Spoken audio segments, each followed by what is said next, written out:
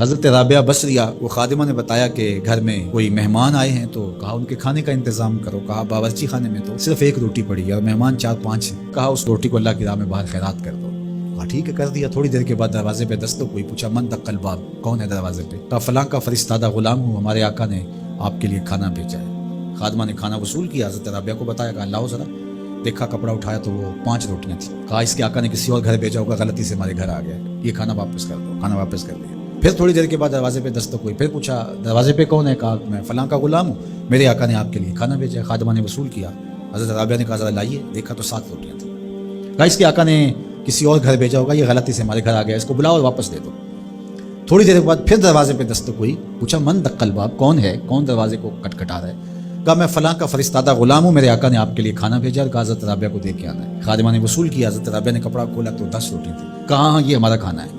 کہا کہ پہلے 2 بھی تو یہ کہتے تھے۔ کہا کہ میرے رب کا وعدہ ہے جو 1 دے 10 دیتا ہوں۔ تو پہلے 5 تھیں، پھر 7 تھیں۔ میں نے کہا مالک 10 پوری کرے گا تو تیری بندی وصول کرے گا۔ من جاء بالحسنۃ فلہ عشر امثالھا، جو 1 نیکی کرے اللہ 10 کا ثواب، اور 10 سے بھی وہ کہتے ہیں جتنا گڑ پاؤ اتنا میٹھا، تو 700 گنا تک، اور اللہ چاہے تو اس کو بھی بڑھا دیتا ہے، اس کے لیے کوئی مشکل نہیں ہے۔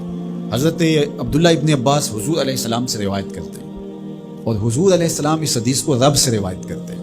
حدیث قدسی ہے، ان اللہ کتب الحسنات والسیئات، بے شک اللہ تعالیٰ نے نیکیاں بھی لکھی ہوئی ہیں اور اللہ تعالیٰ نے گناہ بھی لکھے ہوئے ہیں۔ فمن ہم بحسنۃ فلم یعملھا کتبہ اللہ تبارک و تعالی عندہ حسنۃ کاملہ، جس نے نیکی کی نیت کی، اچھا ارادہ کیا، پختہ عزم کیا، فلم یعملھا، لیکن کسی وجہ سے وہ نیکی کر نہیں سکا، سبب ایسا نہ پیدا ہوا، لیکن پکا ارادہ تھا میں یہ کرنی ہے، تو کر نہیں سکا، کتب اللہ تبارک و تعالی عندہ حسنۃ کاملہ، اللہ اس کی نیکی کو پوری نیکی، کامل نیکی درج فرما لیتا ہے، اس کے نامہ اعمال کے اندر لکھ دی جاتی ہے نیکی۔ وَإِنْ هَمَّ بِهَا فَعَمِلَهَا كَتَبَهَا اللَّهُ عَشْرَ حَسَنَاتٍ إِلَىٰ 700 ضِعْفٍ إِلَىٰ أَضْعَافٍ كَثِيرَةٍ، اور اگر اس نے پختہ ارادہ کیا اور پھر اس نے نیکی کی بھی، تو اللہ تعالیٰ اس کی 1 نیکی کرنے کے بدلے میں 10 سے لے کر 700 گنا تک لکھتا ہے۔